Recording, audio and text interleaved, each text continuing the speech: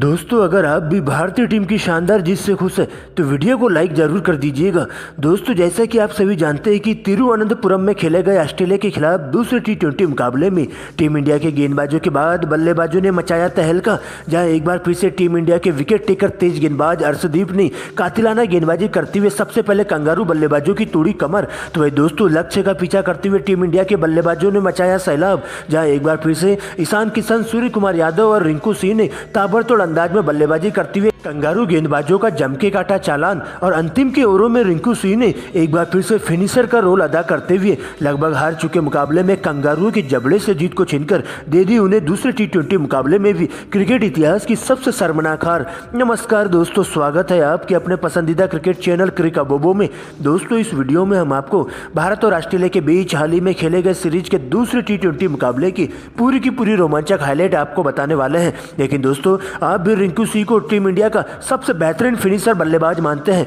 तो वीडियो को लाइक करके चैनल को सब्सक्राइब करना ना भूलिएगा। दोस्तों जैसा कि आप सभी जानते हैं कि वर्ल्ड कप 2023 के खत्म होते ही भारत और ऑस्ट्रेलिया के बीच 5 T20 मुकाबलों की सीरीज खेली जा रही है, जहां पहले ही T20 मुकाबले में टीम इंडिया ने कंगारुओं को 2 विकेट से मात दे दी थी। लेकिन दोस्तों इसके बाद सीरीज का दूसरा T20 मुकाबला हाल ही में तिरुवनंतपुरम में खेला जाता है, जहां पहली जीत के साथ ही टीम इंडिया का कॉन्फिडेंस लेवल 7वें आसमान पर था। तो वही दोस्तों कंगारू टीम इस मुकाबले में शानदार कमबैक करने के इरादे से उतरी थी, जहां दोस्तों टीम इंडिया की कमान सूर्य कुमार यादव तो वे ऑस्ट्रेलिया के लिए मैथ्यू वेड कप्तानी करते हुए देखे गए थे। जहां इस मुकाबले में कंगारू टीम के कप्तान मैथ्यू वेड ने टॉस जीतकर पहले बल्लेबाजी करने का फैसला किया था और एक बार फिर से ऑस्ट्रेलिया के लिए ओपनिंग करने के लिए मैथ्यू शॉट और स्टीव स्मिथ मैदान पर मौजूद हो जाते हैं। जबकि दोस्तों टीम इंडिया के लिए पारी की शुरुआत करने पहले ओवर की गेंदबाजी करते हुए अर्शदीप दिखाई देते हैं, जहां दोस्तों पहले ओवर में स्टीव स्मिथ का कोहराम देखने को मिलता है और अर्शदीप के पहले ओवर में एक छक्का और एक चौके की मदद से 10 रन बटोर लेते हैं। लेकिन दोस्तों इसके बाद दूसरे ओवर में मुकेश कुमार गेंदबाजी करने आते हैं,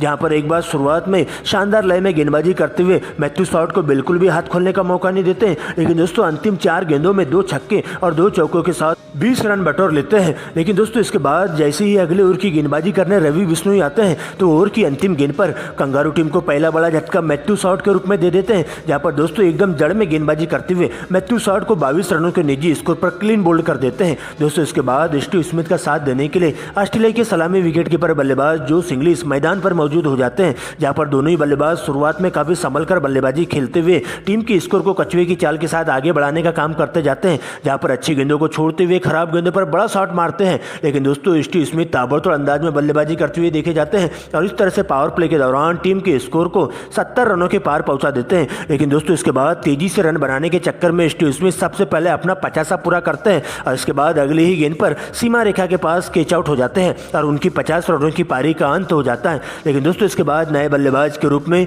जोश इंग्लिश का साथ देने के लिए टीम डेविड की मैदान पर मौजूद हो जाती है और आते ही टीम डेविड रवि बिश्नोई पर जमकर बरसते हुए दिखाई देते हैं, जहां ओवर की अंतिम 2 गेंदों पर एक पर छक्का और चौका लगाते हुए 10 रन बटोर लेते हैं। लेकिन दोस्तों दूसरे छोर से अंगद की तरह डटे हुए विस्फोटक बल्लेबाज इंग्लिश के द्वारा कोहराम वाली बल्लेबाजी देखने को मिलती है, जहां पर दोस्तों ताबड़तोड़ अंदाज में बल्लेबाजी करते हुए सबसे पहले तो मात्र 24 गेंदों में ही अपना 50 पूरा करते हैं। लेकिन दोस्तों इस प्रकार से 10 ओवर की समाप्ति पर ऑस्ट्रेलिया की टीम 2 विकेट गंवाकर स्कोर बोर्ड पर 95 रन बना लेती है। लेकिन दोस्तों इसके बाद ताबड़तोड़ अंदाज में दोनों ही बल्लेबाजों के द्वारा शानदार लय में बल्लेबाजी देखने को मिलती है, जहां पर लगातार स्ट्राइक रोटेट करते हुए दोनों ही बल्लेबाज गेंद को सीधा दर्शक दीर्घा में पहुंचाने की कोशिश करते हैं और मौके का फायदा उठाते हुए तेजी से रन बनाते हुए सबसे पहले एक अर्धशतक की साझेदारी पूरी करते हैं। जहां दूसरे छोर से जोश इंग्लिश बॉल देखो और बॉल पेलो वाले नियम के तहत बल्लेबाजी करना चालू कर देते हैं और टीम इंडिया के तेज गेंदबाजों के साथ साथ स्पिन गेंदबाजों पर कहर बनकर टूट पड़ते हैं और मात्र 64 गेंदों में ही अपनी सेंचुरी पूरी कर लेते हैं। और देखते ही देखते कंगारू टीम पूरे 15 ओवरों की समाप्ति के बाद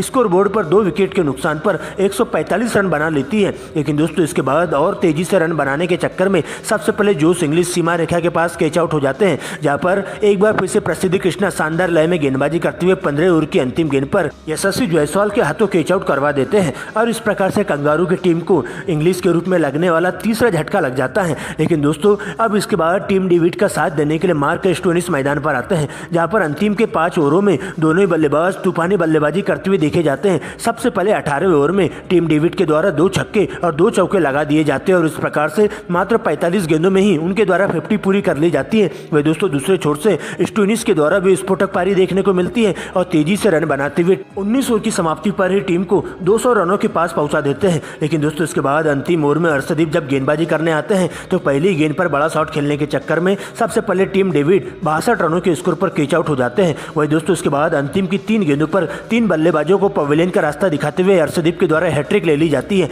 और इस प्रकार से कंगारू टीम पूरे 20 ओवरों के खेल में स्कोर बोर्ड पर 209 रन बना पाती है और टीम इंडिया को 210 रनों का टारगेट दे दिया जाता है। दोस्तों आपको बता दें कि 210 रनों के टारगेट का पीछा करने के लिए टीम इंडिया के 2 धाकड़ युवा बल्लेबाज यशस्वी जायसवाल और ऋतुराज गायकवाड़ मैदान पर आते हैं। वही दोस्तों ऑस्ट्रेलिया के लिए पहले ओवर की गेंदबाजी करने तेज गेंदबाज मार्क स्टोनिस आते हैं, जहां उनका सामना होता है यशस्वी जायसवाल से और पहले ओवर की पहली गेंद पर एक शानदार कवर ड्राइव लगाते हुए टीम इंडिया का और खुद का 4 रनों से शुरुआत करते हैं। जबकि दोस्तों अगली ही गेंद पर एक करारा प्रहार करते हुए गेंद को दर्शक दीर्घा में 6 रनों के लिए भिजवा देते हैं और इस प्रकार से ताबड़तोड़ अंदाज में बल्लेबाजी करते हुए दोनों ही बल्लेबाजों के द्वारा तूफानी पारी खेली जाती है और पहली ओवर में 19 रन बटोर लेते हैं। तो वही दूसरे ओवर में जेसन बेंड्राप को टारगेट करते हुए ऋतुराज गायकवाड़ के बल्ले से बैक टू बैक 2 करारे चौके देखने को मिलते हैं और इस प्रकार से दोनों ही बल्लेबाज तूफानी शुरुआत टीम इंडिया को दिला देते हैं। लेकिन दोस्तों तीसरे ओवर की पहली गेंद पर एक सिंगल को डबल में कन्वर्ट करने के चक्कर में हाना करते हुए चले जाते हैं और इस प्रकार से ऋतुराज गायकवाड़ को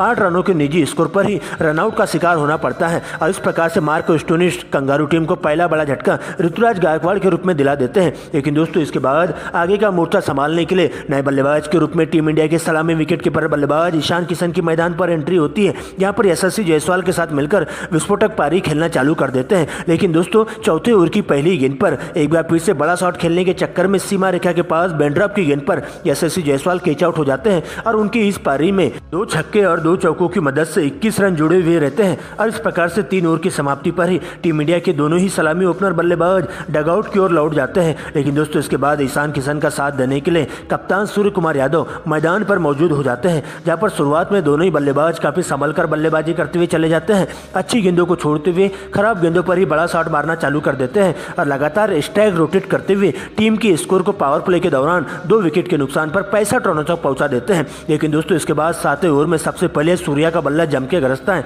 जहां सूर्या आती से बल्लेबाजी करते हुए 2 छक्के और 2 चौकों की मदद से 20 रन कूट देते हैं। वही दोस्तों 8वें ओवर में टी सांगा के ऊपर टारगेट करते हुए टीम इंडिया के विस्फोटक बल्लेबाज ईशान किशन के द्वारा बेहतरीन अंदाज में 4 लगातार चौके जड़ दिए जाते हैं और उसके बाद तो देखते देखते दोनों ही बल्लेबाजों के बीच में एक 68 की साझेदारी पूरी हो जाती है और यहां से तेजी से रन बनाते हुए दोनों ही बल्लेबाज अपने अपने अर्धशतक की ओर बढ़ने लगते हैं और इसके बाद लगातार चौके छक्के लगाते हुए पहले 10 ओवरों के खेल में टीम इंडिया 2 विकेट गंवाकर स्कोर बोर्ड पर 90 रन बना पाती है। दोस्तों इसके बाद 11वें ओवर की गेंदबाजी करने तेज गेंदबाज शेन एबॉट आते हैं, जहां पहली गेंद पर करारा प्रहार करने के चक्कर में गेंद बल्ले का बाहरी किनारा लेते हुए सीधा विकेट कीपर के दस्तानों में चली जाती है। लेकिन यहां पर उन्हें ईशान किशन को शानदार तरीके से जीवनदान मिल जाता है और उसके बाद इसी जीवनदान का फायदा उठाते हुए दोनों ही बल्लेबाज ताबड़तोड़ अंदाज में बल्लेबाजी करते हुए देखे जाते हैं, जहां सबसे पहले ईशान किशन के द्वारा ताबड़तोड़ अंदाज में बल्लेबाजी करते हुए कंगारू टीम के स्पिन गेंदबाजों के साथ साथ तेज गेंदबाजों पर कहर बनकर टूट पड़ते हैं और देखते देखते ईशान किशन मात्र 40 गेंदों में ही अपना 50 पूरा कर लेते हैं। और दोस्तों आगे भी इसी अंदाज में बल्लेबाजी करते हुए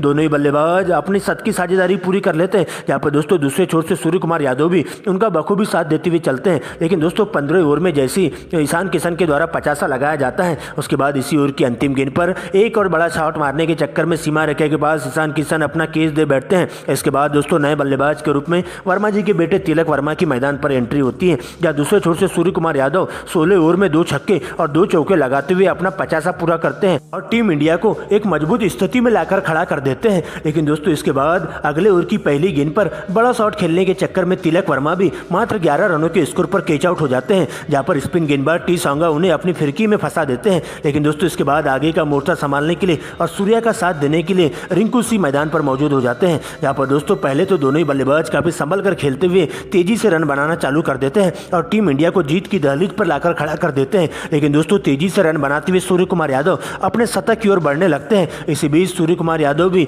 चौके छक्के लगाते हुए सीधा गेंद को दर्शक दीर्घा में पहुंचाने की पूरी कोशिश करते हैं और कंगारू टीम के गेंदबाजों के परखच्चे उड़ाने का काम करते हैं। लेकिन दोस्तों 18वें ओवर में सबसे पहले बड़ा शॉट खेलने के चक्कर में सीमा रेखा के पास सूर्य कुमार यादव भी 95 रनों के निजी स्कोर पर कैच आउट हो जाते हैं, जिसके बाद दोस्तों नए बल्लेबाज के रूप में अक्षर पटेल की मैदान पर एंट्री होती है। लेकिन अक्षर पटेल भी इसी ओवर की अंतिम गेंद पर सीमा रेखा के पास कैच आउट हो जाते हैं। हालांकि एक छोर से रिंकू सिंह अंगद की तरह डटे हुए रहते हैं और कंगारू टीम के तेज गेंदबाजों के साथ साथ स्पिन गेंदबाजों का सामना करते हुए चले जाते हैं और इस प्रकार से 19 ओवर की समाप्ति पर टीम इंडिया स्कोर बोर्ड पर 190 रन बना पाती है 6 विकेट के नुकसान पर। लेकिन दोस्तों इसके बाद नए बल्लेबाज के रूप में आए रवि बिश्नोई भी 20वें ओवर की पहली गेंद पर रनआउट होकर पवेलियन का रास्ता नाप लेते हैं। जिसके बाद दोस्तों मुकेश कुमार मैदान पर मौजूद होते हैं और अगली गेंद पर सिंगल लेकर सबसे पहले रिंकू सिंह को स्ट्राइक देते हैं, जहां अंतिम की 4 गेंदों में टीम इंडिया को 20 रनों की दरकार होती है। जहां पर एक बार फिर से फिनिशर का रोल अदा करते हुए रिंकू सिंह अंतिम 4 गेंदों में 2 छक्के और 2 चौकों की मदद से 20 रन बटोर लेते हैं और इस प्रकार से नामुमकिन को मुमकिन करते हुए कंगारू के जबड़े से जीत को छीनकर उन्हें क्रिकेट इतिहास की शर्मनाक